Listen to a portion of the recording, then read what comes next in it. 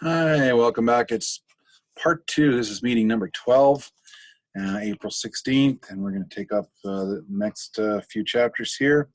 So we're on chapter 3, part of our review, and chapter 3 takes place on page 17. We have Boxer, and there's a description of Boxer being a very huge blind supporter of the pigs. He does what they say for him to do. They tell him to do this, he does that. And so we get maxim number 2 on page 18, and that is, I will work harder. And that was his maxim right through the whole novel. And even Napoleon manipulates it for his own purposes in order to keep everybody in line, because everybody follows Boxer. So you have all the animals following blindly as a whole. Then you have the animals following Boxer, because he's the strongest animal on the farm. And so if Boxer says we need to do this, then we will, of course, follow suit. And so Boxer is a leader in his own right. Unfortunately, he doesn't incorporate the leadership in a fashion that benefits the animals to strive for equality on the farm. But he does protect the animals. He does keep everybody unified in that regard. So there is a positive on that side. We have the raising the flag on page 19. It's a green flag with the hoof and horn. So if you're still looking for project ideas, there's an idea there. And we have Snowball attempting to re-educate the animals, the lower animals. And because in Snowball's mind, or his philosophy anyways, is that if everybody's educated or has some form of education, we can have a stronger community, society, and be able to work for common goals and have fewer issues down the line. Napoleon, he wants to be a little more on the militaristic side, and in order to have that, the fewer people involved, the better. So he can have more control over the management of the farm and corporate, the incorporation of the people, of what duties they will do, or perform, and that kind of thing. Does that sound familiar, and especially what's going on around the world? We have the 7 commandments are written in chapter 2, but the animals, since they can't read, or very few of them can read and understand it, they compress it into 4 legs good, 2 legs bad, which is maxim number 3 on page 21. Okay, so we've had all animals are comrades at maximum 1, and that was by Old Major. Maximum 2, I will work harder by Boxer. Maximum number 3, 4 legs good, 2 legs bad by Snowball. And then, of course, the sheep bleed it out in order to drown out the dissenters later on. We have the mystery of the milk and apples that was solved, and the pigs state that they need the milk and apples to feed their brains and help them stay strong and work, run the farm, and so on and so forth. So it's spun in a manner that the other animals say, yeah, we need smart people to keep this farm going, and because we don't want to lose it, we just got it, and of course we'll give the pigs this one. So, and was that the right decision? Well, we find out that probably not, because the rations kicked in later on.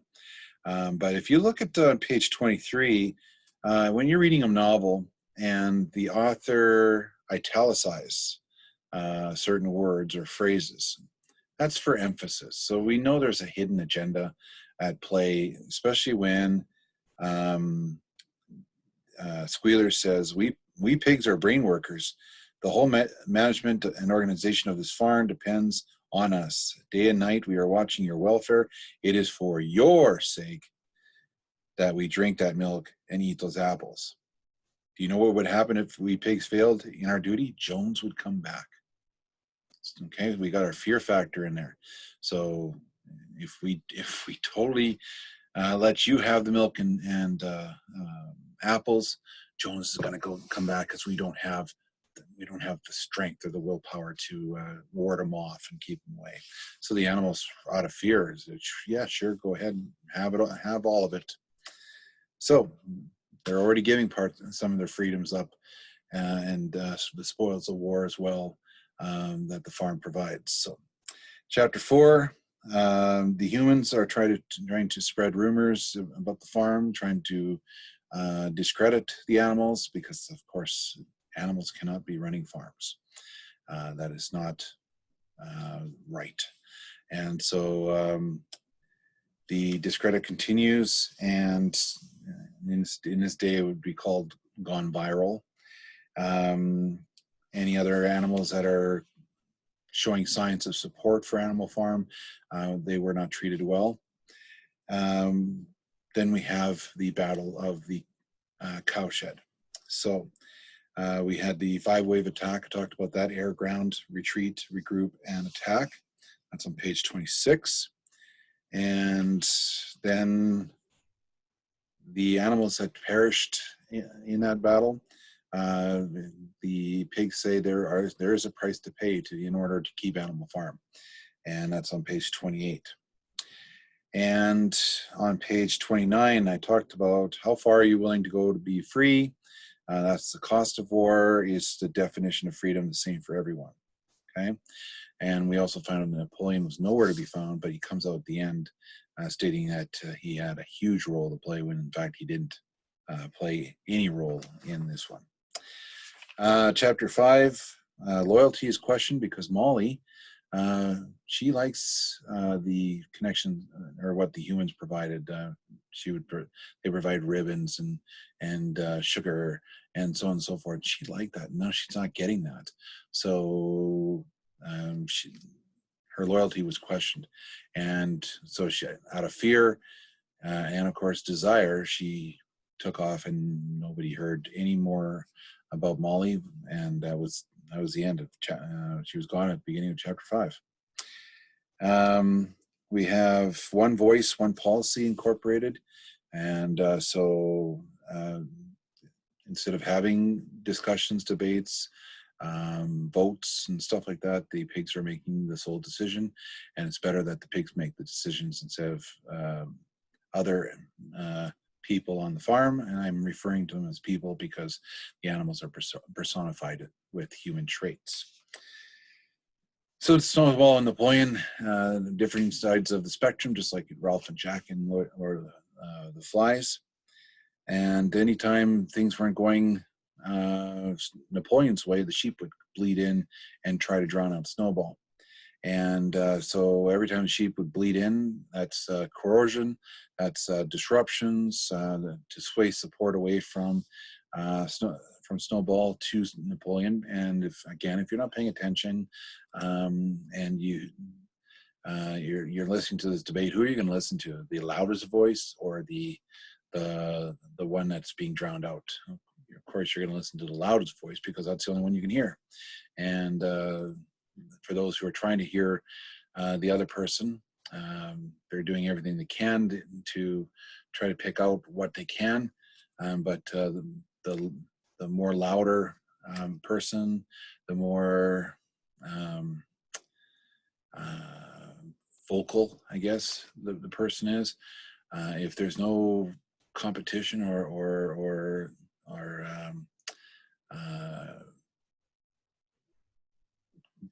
seeing what's on the other side of the coin, that kind of thing, you're only going to see one side of the story. And I've talked about what's on the surface. It looks normal, but below the surface, there's different layers. And if you don't dig and try to understand what those layers are, you're just going to take it as face value.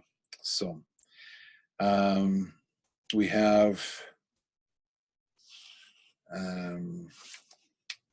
Snowball and Napoleon are stating their points of view. And then it gets to the point where the animals are listening to Snowball, or they're getting, they like what Snowball's presenting. Napoleon doesn't like that, and then he squeals, and these dogs come in. Now, if you recall, Jessie and Bluebell, their puppies were taken away for education, and now these dogs they were forgotten, and all of a sudden they come out and chase Snowball off the farm. And we have that fear factor too, because who wants to be mauled by dogs? So the other animals are basically in control, or placed under control of Napoleon and his dogs out of fear. And so fear promotes silence on page 37. And then we have Napoleon is always right, and that comes from Boxer. If he says this is how things should be going, then of course he must be right, because none of these events would have happened if Napoleon wasn't right. So that's maxim number 4. And the last thing I want to say about chapter 5, the use of language and the vague use of language, repeated use of language, and the force that follows it deters debate. So we've seen a lot of that in recent years. If you keep repeating the same thing over and over again, pretty soon people are going to believe it. If you use force over and over and over again, people are going to submit. If you are vague and you don't elaborate, people are going to assume that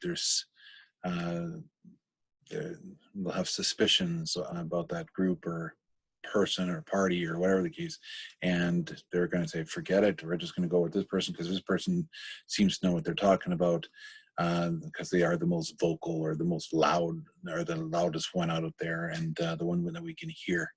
So tactics, comrades, tactics is what Squealer says. I should incorporate that as a maxim, but I'm not going to at this time. How this whole battle took place, the pigs makes it sound like this was part of the plan, and when in fact it probably could have been avoided. So, or maybe it should have been avoided. So that it's called precise language, and if you remember the Giver, they use that precise language as well, and that limits freedom of speech, elaboration of thought, ideas, or expression of thought and ideas, that kind of thing. So a lot of similarities in the texts that we study in our school, in our ELA classes, and you'll be finding similar ones in your post-secondary class as well. So we're going to end part 2 right there, and we'll see you for part 3.